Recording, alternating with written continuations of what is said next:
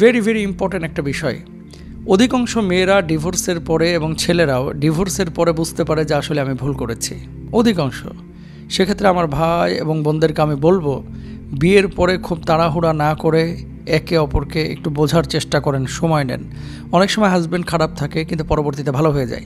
অনেক মা এবং বোনেরা বিয়ের পরেই তাড়াহুড়া করেন, এই বুঝে আমার জীবনটা শেষ হয়ে গেল, এই হয়ে গেল, সেই হয়ে গেল। না, আবার অনেক ভাইরাও এ কাজ করেন যে কী মেয়ে বিয়ে করেছি, না জানে কি হচ্ছে। সময় নেন, সেটা 1 বছর হোক 2 বছর হোক, একটু বোঝার চেষ্টা করেন। অনেক সময় আমরা চাপিয়ে দেওয়ার চিন্তা করি। আপনার ধরেন লাউ খাইতে পছন্দ হয়, আপনার বউয়ের লাউ ভালো লাগে না, এখন আপনার পছন্দের লাউটাকেই রান্না করতে হবে, এরকম অনেকে আছে।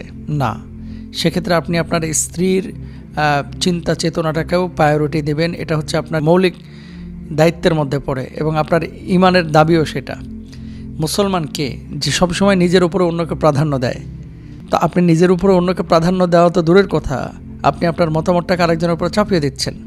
আপনার বউ শুটকি খাইতে পছন্দ করে, আপনার গন্ধ ভালো লাগে না, এখন আপনি এজন্য আপনার বউকে শুটকি খাইতে দিবেন না। না, তার কোনটা ভালো লাগে কোনটা খারাপ লাগে এটা আপনাকে বুঝতে হবে এবং সে অনুপাতে আপনাকেও তার চিন্তা চেতনা এবং বিষয়টাকে প্রায়োরিটি দিতে হবে। 3 নম্বর আরেকটি বিষয়, অনেক সময় শ্বশুর শাশুড়িকে ছেলেরাও এবং মেয়েরাও, মানে মেয়ের বাপ মাকেও সম্মান ইজ্জত দেয় না, আবার নিজের বাবা মাকেও বউ সম্মান ইজ্জত দেয় না। শ্বশুর শাশুড়ির মেন্টালিটি বোঝার জন্য যদি যৌথ ফ্যামিলিতে আপনারা থাকেন, একটু সময় লাগে। সেই সময়টা শ্বশুর শাশুড়িকে দেওয়া উচিত, যেহেতু তারা মুরব্বী, আগের যুগের মানুষ, তারা অনেক সময় বোঝে না। আপনি তো বিশ্ববিদ্যালয়ে পড়েছেন, আপনি তো ন্যূনতম 8 পর্যন্ত হলেও পড়েছেন, এসএসসি দাখিল অথবা আলিম দিয়েছেন অথবা ইন্টারমিডিয়েট পাস করেছেন, তা আপনার তো বোঝার কথা। তো আপনি একটা অফিসে যাওয়ার পরে মন মতো আপনার সব কিছু হয় না, সেখানে স্যালারির জন্য যদি আপনি সব কিছু মেনে নিতে পারেন অফিসিয়াল রুলসগুলো, তাহলে আপনি আপনার হাজব্যান্ডের বাসায় যখন গেলেন, আপনি এত বড় লাইফ তার সাথে সম্পৃক্ত করেছেন, তো একটু অপছন্দের বিষয়কে আপনি মেনে নিতে পারেন না? সেক্ষেত্রে শ্বশুর শাশুড়িও উচিত তাকে সাপোর্ট করা এবং বৌমারও উচিত সেটা বোঝার চেষ্টা করা। স্বামীরও উচিত শ্বশুরবাড়ির পরিস্থিতি বোঝা। অনেক স্বামীরা আছে যে দেখা যাচ্ছে শ্বশুরবাড়িতে যাওয়ার সময় 10,000 টাকা জিনিস কিনে নিয়ে যায়, কিন্তু শ্বশুরবাড়ির লোকজন যখন হাজব্যান্ডের বাড়িতে আসতেছে 100 টাকার মিষ্টিও তার হাতে উঠতেছে না। তো কালচারাল এবং এলাকাভিত্তিক কিছু জিনিস তো থাকে, এই জিনিসগুলো আমাদের একটু খেয়াল করা উচিত, তাহলে সুন্দর হবে পরিবারগুলো। আরেকটি বিষয়, বাচ্চা নেওয়ার ক্ষেত্রে, বাচ্চা যখন আল্লাহ তাআলা দিবেন তখন নেবেন, নেওয়ার পরে একে অপরের দায়িত্বগুলো কী, এগুলো একজন স্কলারের কাছ থেকে বুঝে নেওয়ার চেষ্টা করবেন যে আমার দায়িত্বটা কী। দেখেন, ইউরোপে সংসার ভেঙে যাচ্ছে, ইউকেতে সংসার ভেঙে যাচ্ছে, বাংলাদেশে ভয়াবহ আকারে সংসার ভাঙছে। একমাত্র কারণ হচ্ছে পারস্পরিক বোঝাপড়া না থাকা এবং একে অপরের দায়িত্ব সম্পর্কে আমরা জানি না। এই জন্য পারিবারিক কাউন্সিলিং এবং বিয়ের আগে একজন স্কলারের সাথে কথা বলে বিয়ে শাদীর ব্যাপারে সিদ্ধান্ত নেওয়া, এটা বড় জরুরি কাজ, যে আপনার দায়িত্বটা কী, শরীয়ত আপনাকে কী দিয়েছে দায়িত্ব। এই জিনিসগুলো যদি আমাদের ভিতরে না থাকে, পারিবারিক জীবনে কখনো আমরা সুখী হতে পারবো না।